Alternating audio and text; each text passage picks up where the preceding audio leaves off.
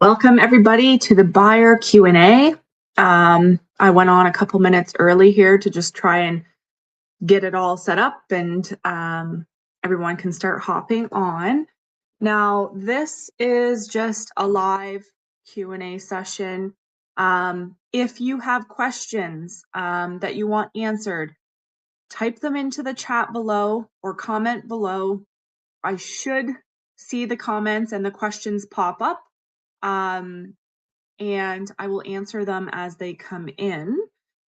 I also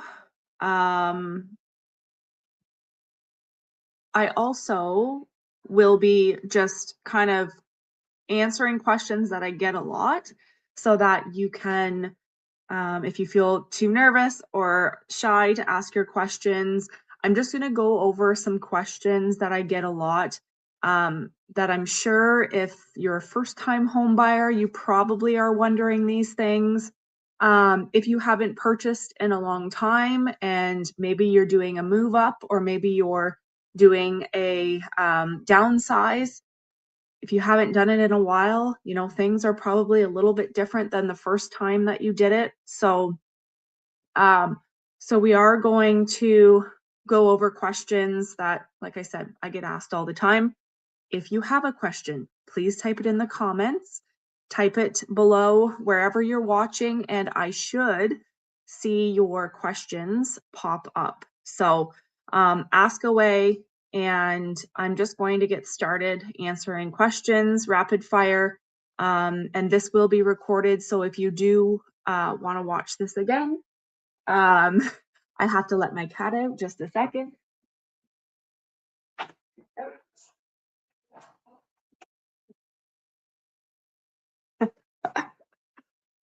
Poor kitty did not want to be stuck in here. The kids are in there watching Mr. Beast.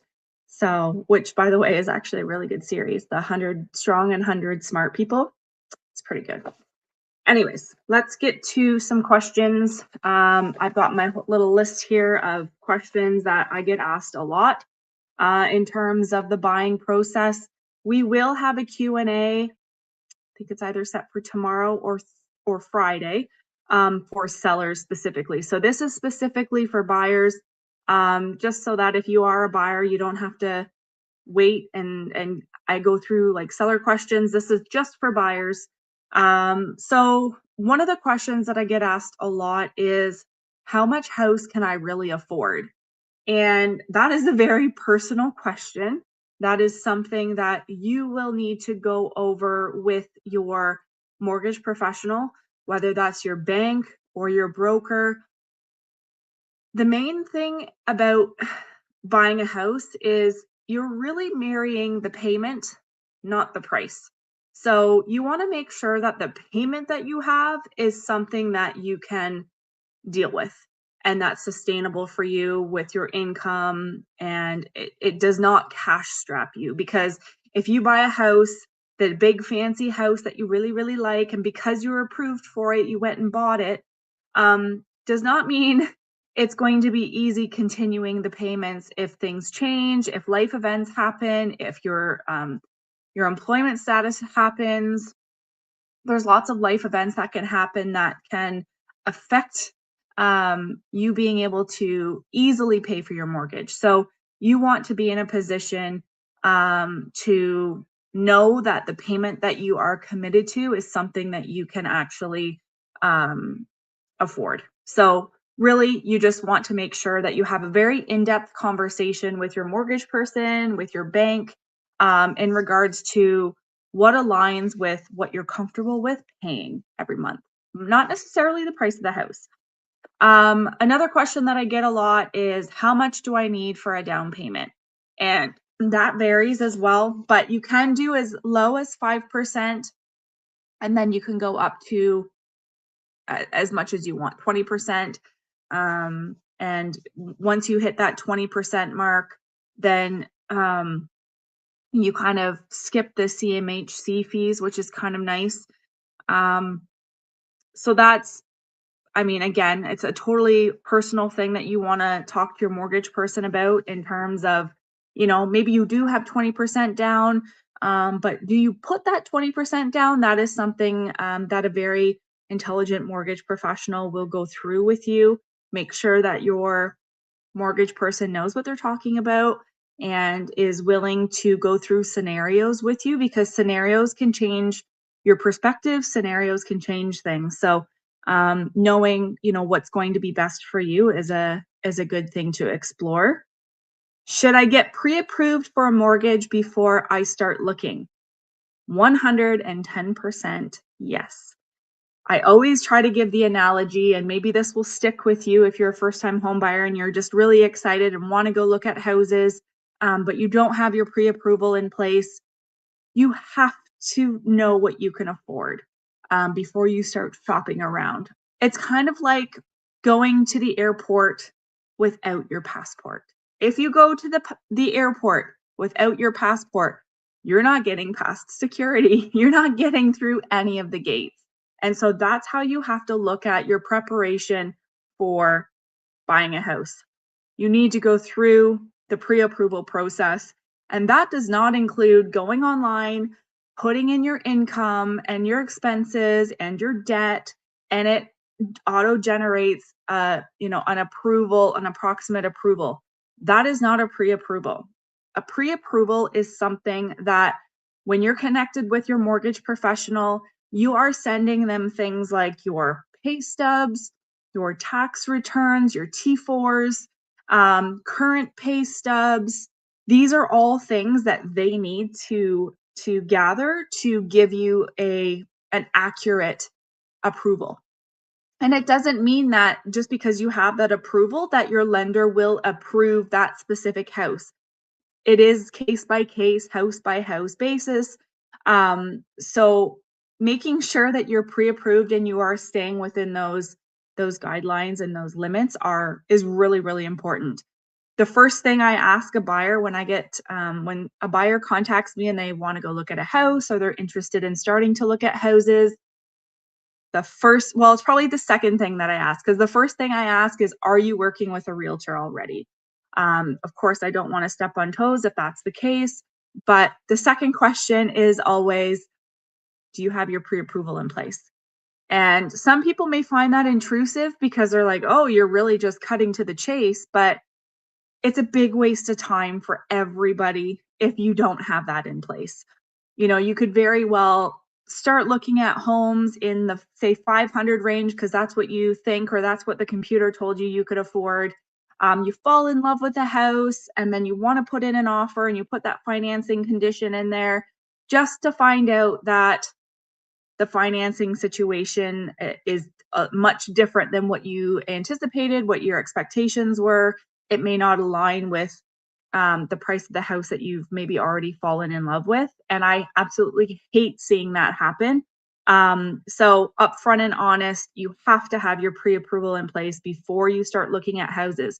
Now, I will mention, this does not stop you from being able to go to open houses. If you want to go to an open house, by all means, you do not have to have a pre-approval in place to go visit an open house. So that's your freebie, that's your free pass. If you do want to see houses without having that in place. Another question I get is, how long does the home buying process take from start to finish? Well, that is completely different for everybody. There have been times where I have shown a buyer one house, the first house, they fall in love, they put in an offer, we get it accepted, and we then just wait for the closing date. That has happened a few times in my almost 12 years of business. Um, does not always happen that way. 9 times out of 10 or more, it does not happen that way. There have been times where I've shown probably in excess of 100 homes to people. Like it it just depends on what you're looking for and whether we can find, what you're looking for and be able to check as many boxes as possible. The thing with me is I will continue to work with you until we can find something that you're looking for. If it's very, very specific and it's a little bit more difficult, the expectation is this might just take a little bit longer if you're looking for something very specific. And the time that you put in an offer to closing can also change, because maybe the sellers have an expectation of a certain, length of closing, or sometimes people can close really quickly. If the house is vacant and you fall in love with a house that's empty and ready to be like immediate possession, then that usually just comes down to how quickly the lawyers can do their part. So sometimes I've had deals close in like 2 weeks before. Doesn't happen very often. And it does kind of rely on the lawyer's ability to close that deal. So um, in terms of how long will it take, it really depends on your circumstances and what exactly you're looking for. If you're trying to find a diamond in the rough and you're looking for a, turnkey house with a $280,000 budget, we might be looking for a little while. But the good thing is I'm always going to be upfront and honest with you. So if you tell me that what you're looking for and your budget is 280, I'm going to just outright say this is going to be a diamond in the rough, and it very well may not ever happen. So I like to try and set the expectation from the beginning. As long as I understand what your goals are, what you're trying to achieve with what budget, we will be able to come up with a solution in some way, shape, or form. Um, Another question that I get is, what are closing costs and what should I expect to pay in addition to purchasing the house? So things like land transfer tax, that's something that a buyer is responsible for.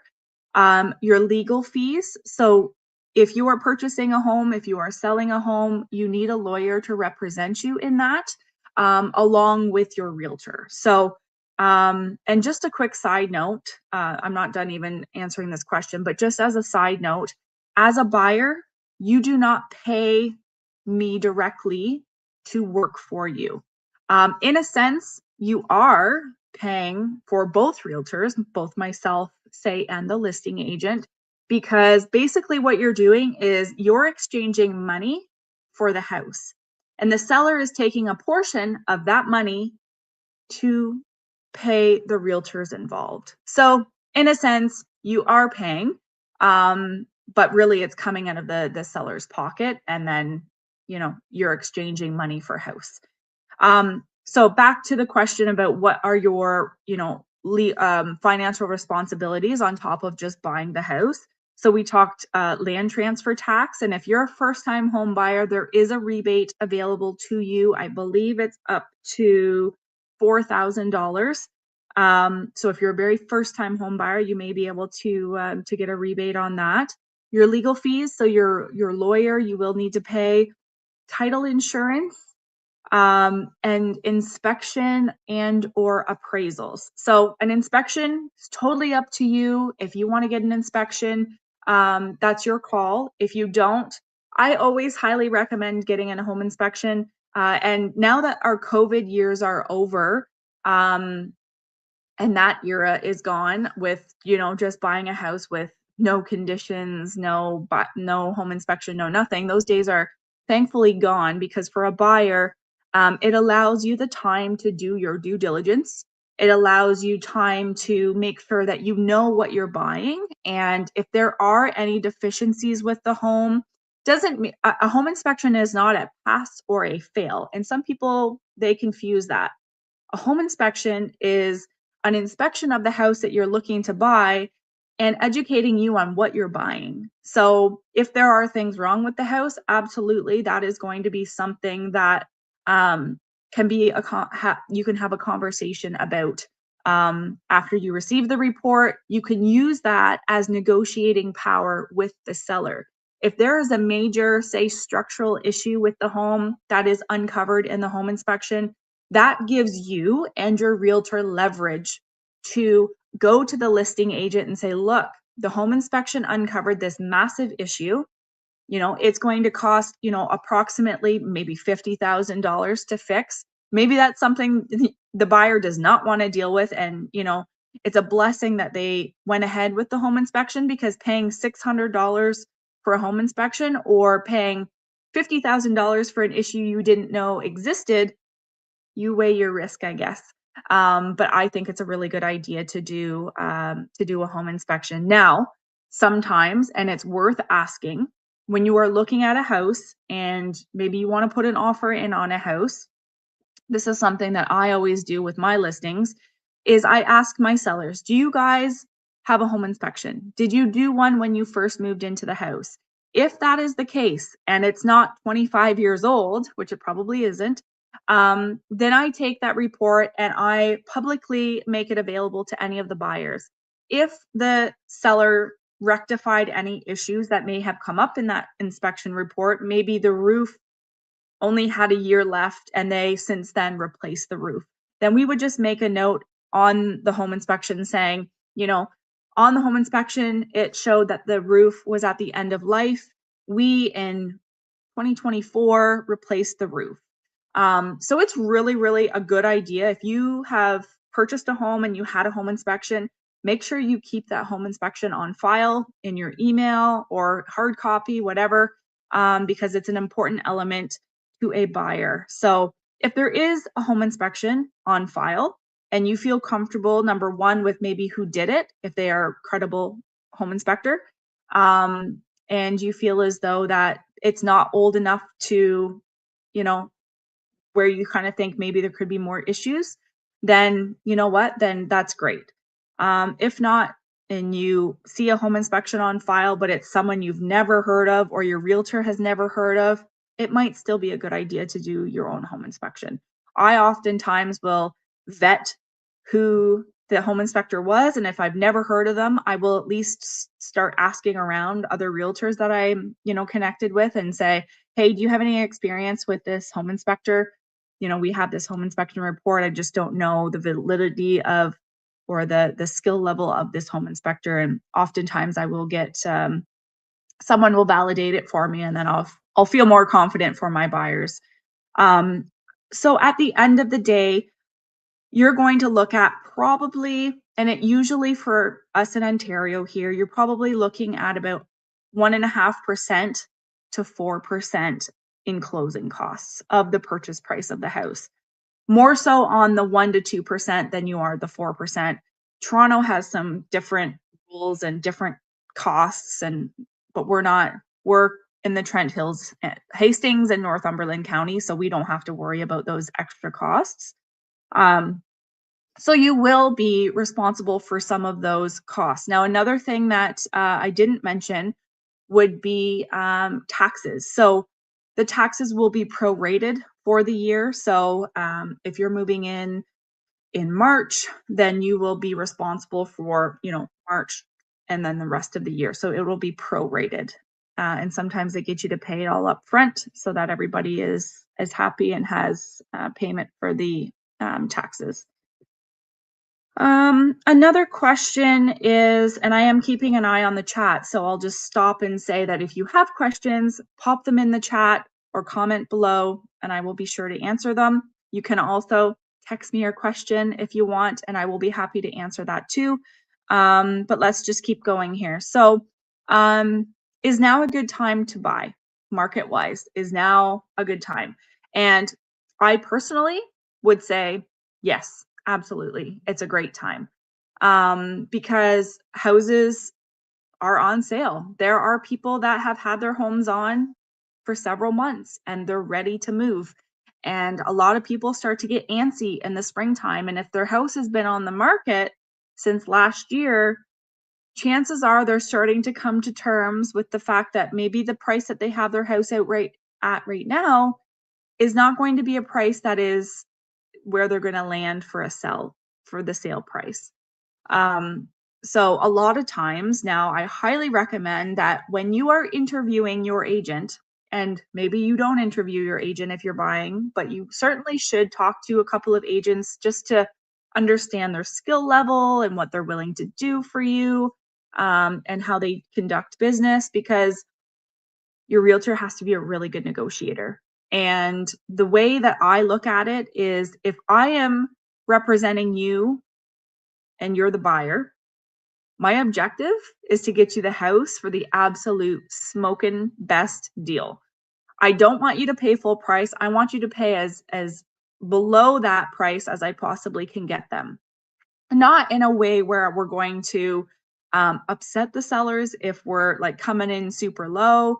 I'm not that type of agent, but I'm a very reasonable agent in the terms of I want to make sure that you are getting the best deal and what's reasonable and what's fair. So I definitely go tooth and nail until we come up with a price that is fair. And you know what? I do play hardball. And if a seller is being stubborn and you love the house and you really want the house, but the seller is being stubborn, sometimes we just have to play our cards and put on our poker face and say, okay, the buyers just aren't interested at that price. Sorry, we're going to have to look elsewhere. And sometimes that cooling off period, whether that be 1 or 2 or 3 days, oftentimes they will come back and say, look, they've had time to sleep on it and they've decided that they would come down to X. And that gives you another opportunity to continue to negotiate. So you want to make sure that your realtor is willing to get you the best deal on the house. If you're buying a house and your realtor is telling you to go in at full price, this is a great house. You should pay full price. If there's not other people bidding on the house at that same time that you want to put in an offer, you absolutely 100% should not be giving the seller what they're asking for. Now, if it's a smoking great deal, then there would be multiple people trying to buy the house. If there are not multiple people trying to buy the house, then there should be some room for negotiating. End of story. You should be negotiating, whether that be the price, the terms, inclusions, exclusions, whatever. But I do feel that if you are ready to buy, if you're prepared, if you have your home inspection, if you have your pre-approval in place, then I would start looking, because you never know when that perfect house is going to pop up on the market. And if you're not prepared and you lose out on it, you will never forget that house. You will always be like, remember that house, but we weren't prepared. Like, oh, I wish that, we would have been ready to put in an offer. We don't want any regrets real estate decisions. We want to make sure that you're prepared, that you're able to buy the house that you fall in love with, but you can also afford. So it is a good time to buy if you're ready. If you are not ready, then it's not a good time to buy. Another question is, do I need a realtor and how do I choose one? So you don't technically need a realtor. And a lot of people think if I just skip the realtor, I'm actually going to get a better deal with the seller. So first of all, if you try to buy privately with somebody, there are so many opportunities for the seller to make some legal things happen that they don't have to disclose. And then who knows what you're buying, what they're not telling you. When a seller is working with a realtor, they have to disclose all the things that they know about the house, so on and so forth. And therefore you, in a sense, are protected. And like I mentioned, you're not outright paying for a realtor to represent you. So why not just take advantage of someone who's willing to help you and to get you the best price for the house, and somebody who is experienced, who can, point things out, give you a different perspective. There's lots of things where when I'm working with when I'm working with a buyer, we're going through a house and I'm pointing things out and they're like, oh, I never thought of that. Oh, I didn't even think about that. So you want to have somebody who is a neutral party, because whenever you go and look at houses, sometimes those rose colored glasses just go on and then you just see past all the things. I know from experience because I had rose colored glasses on when we bought this house. Um, Not to mention that I don't love it. I love this house. But certainly you don't notice the things that you maybe should be looking for. Like if I were a realtor showing this house 5 years ago, there would have been things that I would have been looking for that I wasn't looking for because I was the buyer and I was just seeing the things that I loved. And you're not looking for those specific things. So absolutely, I would recommend you use a realtor. They're going to have your best interest at heart, and if you start talking to realtors, you'll get a gut feel for who's in it for you and who's in it for them and like their pocket. Because the agents that are telling you to go in and pay full price and whatever. No, they're out for their pocket. They're out to make a buck on you and they don't care. So you want to make sure that you feel them out very well. Look at their Google reviews. You can even ask them, hey, like, can I speak to some of the people that you've worked with recently? You can certainly do that too. You're not limited to doing your research. Um, how do I evaluate a neighborhood? Schools, taxes, amenities, future growth. Um, it is important to know what neighborhood that you're investing in. If there's a specific school that you're interested in or school district, you want to make sure that you're kind of staying within that school district. Um, and then distance to work, those things you all have to take into consideration. I did just thebuyerhub.ca. I'll repeat that again. Thebuyerhub.ca is a great tool for buyers. It will take you to my home buyer hub, and there's actually a link where you can find your neighborhood match. So you can put in what you're looking for, what distance you need to be from certain points, and it will literally generate neighborhoods that will fit that criteria for you. So if you go to, it's either the Buyer Hub or Buyer Hub. I think it's thebuyerhub.ca. If you see Michelle's Home Buyer Hub at the top, you'll know you're in the right place. But there are certain things that you do definitely need to take into consideration when you're looking to purchase in a neighborhood and a community. You got to take into consideration all those things.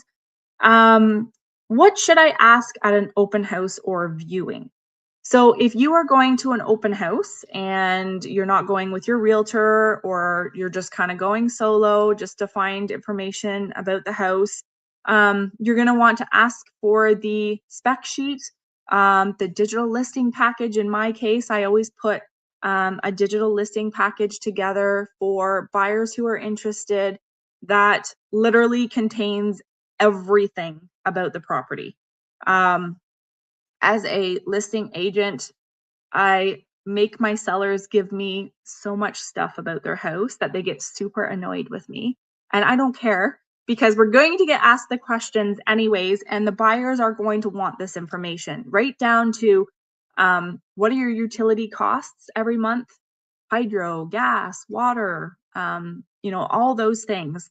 Obviously, we need to know the taxes, if they have home inspections, old ones, new ones, whatever. Yeah, so you want to ask at the open house, what exactly do you have that you can give me so that I can gather the information on this house that I need.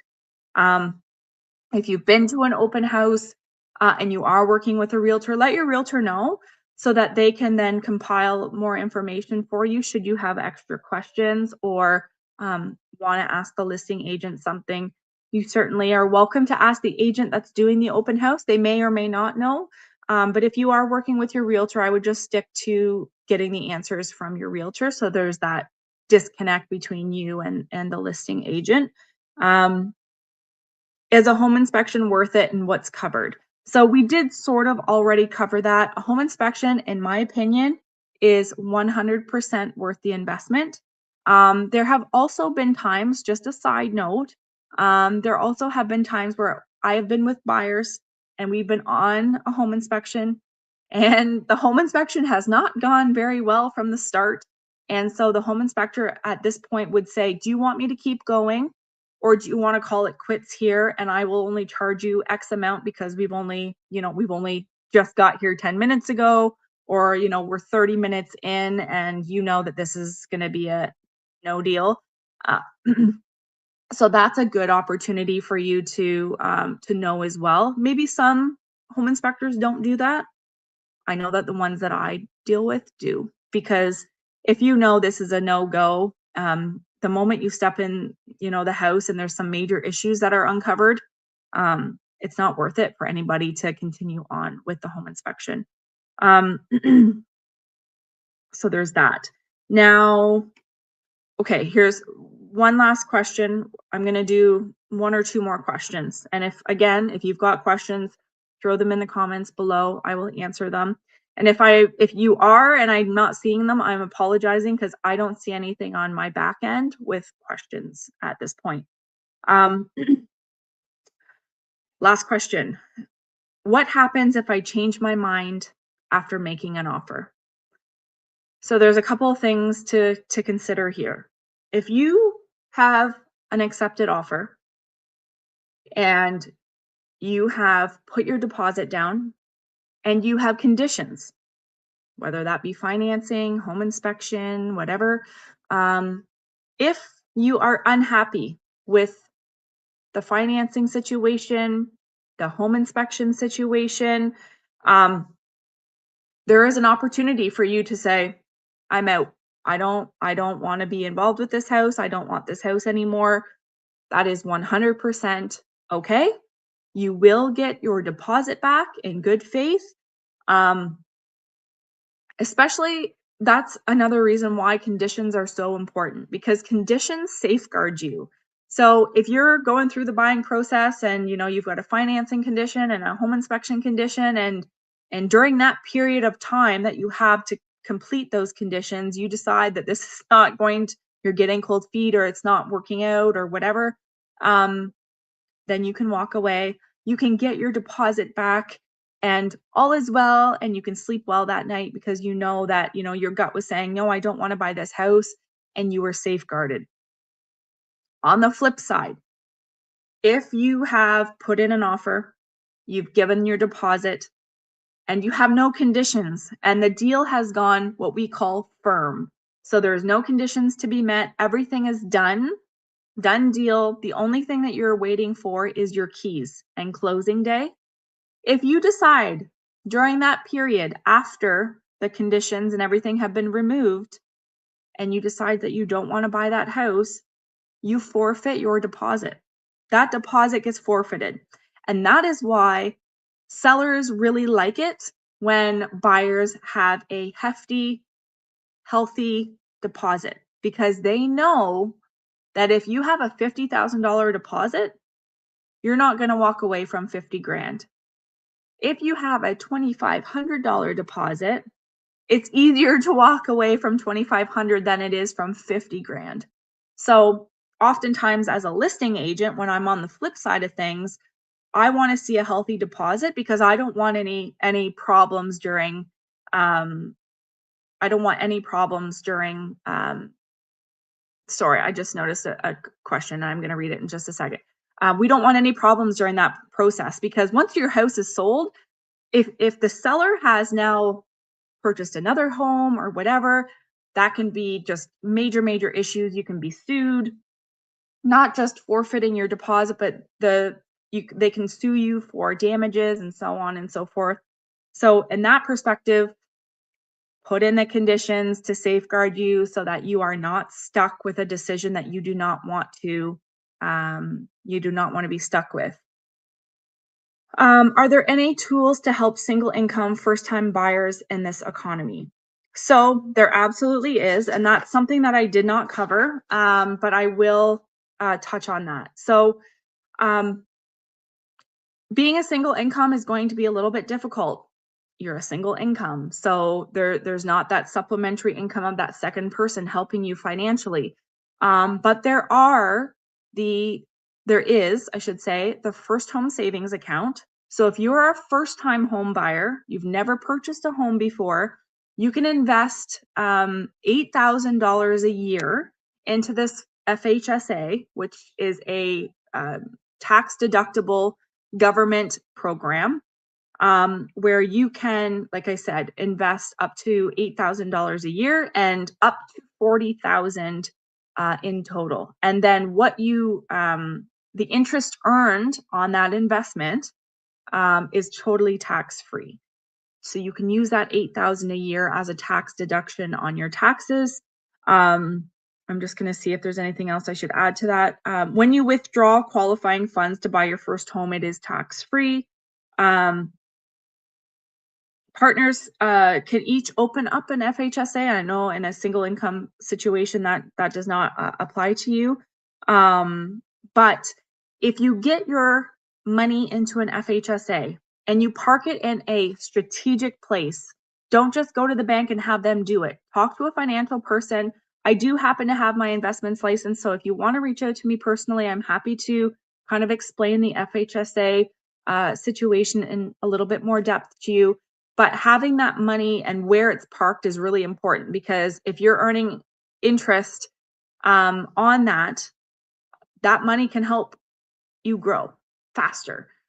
So that is one way. Just kind of investing smart is probably one of the things that are going to help you the most. I mean, if you're a first time home buyer, you do have those rebate opportunities and stuff like that. But in order to kind of position yourself, now you also have the home buyers plan available to you as well. And it's a federal program with your RRSPs. You can take up to $60,000 per person out to put down as a down payment on your home. And then you have 15 years to pay it back interest free.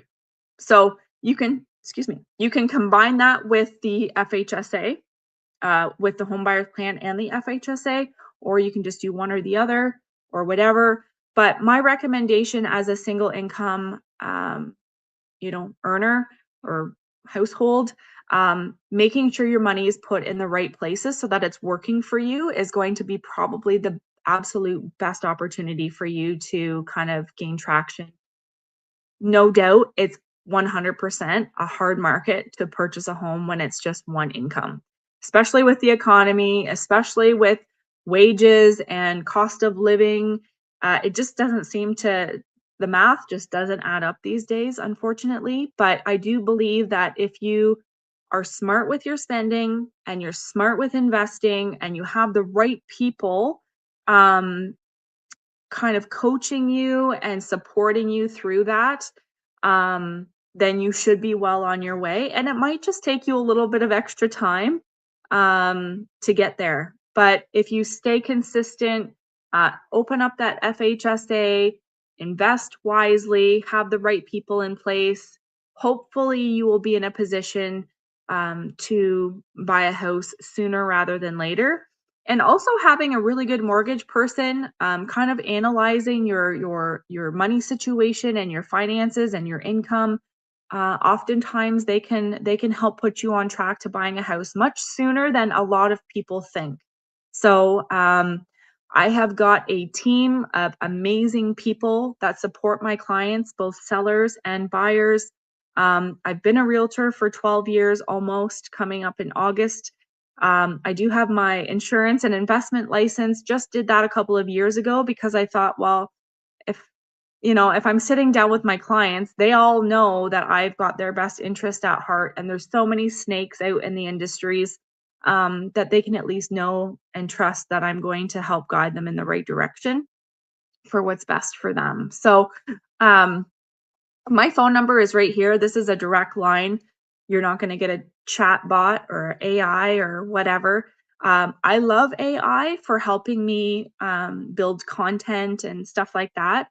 I am absolutely against AI when it comes to talking to real people, because a human needs to talk to a human. Uh, AI is just not the right fit for helping you with your selling and buying journey. You need a real human to help you with that. So if you have any questions additional that maybe I didn't answer, I am going to do this once a month. So I will try not to repeat the answers that I am giving you guys tonight. Next month, hopefully, I'll have more people giving me their questions so that I can answer more. But I'm happy to have an interactive conversation with you about the buying process and how I can help you. I'm here to support you. I want to see you succeed. Home ownership is a big milestone for a lot of people, and I want to make sure that you do it the right way. Um, so there's two extra things I want to mention. Number one is real estate school. It is a community that I have that I've built on the school platform that is just an education platform to help buyers and sellers navigate the journey from start to finish, and just kind of educates you on what to expect, what happens when, kind of thing. And then secondly, if you want to go to thebuyingexperience.ca, that is going to give you access to the buyer experience that I have available to you. It's got some tools, some resources. As a buyer, whether you're first time buyer or you're moving up or moving down, there'll be tools inside of this app that help you. Mortgage calculators, the closing cost calculators, your neighborhood finder. So again, if you go to the buyingexperience.ca, you can have instant access to that. There's no lead generation. There's no give me your phone number, give me your name, and then I'll give it to you. If you just go to the buyingexperience.ca, you'll instantly access it. Um, and I'm really glad that I was able to help you. I'm really glad that you were able to pop on. And again, thank you so much for tuning in. And if you've got other questions, please reach out to me, send me a text, DM me, whatever. I'm an open book. I've been through this process 3 different times personally. So, and I helped hundreds of people go through this. And I just want to make sure that you're doing the right things and not making real estate mistakes. We want you to make good choices. So we'll talk to you guys soon. We'll see you next month. Subscribe to my YouTube channel, all my socials, all that great stuff if you want to stay connected. We'll talk to you soon.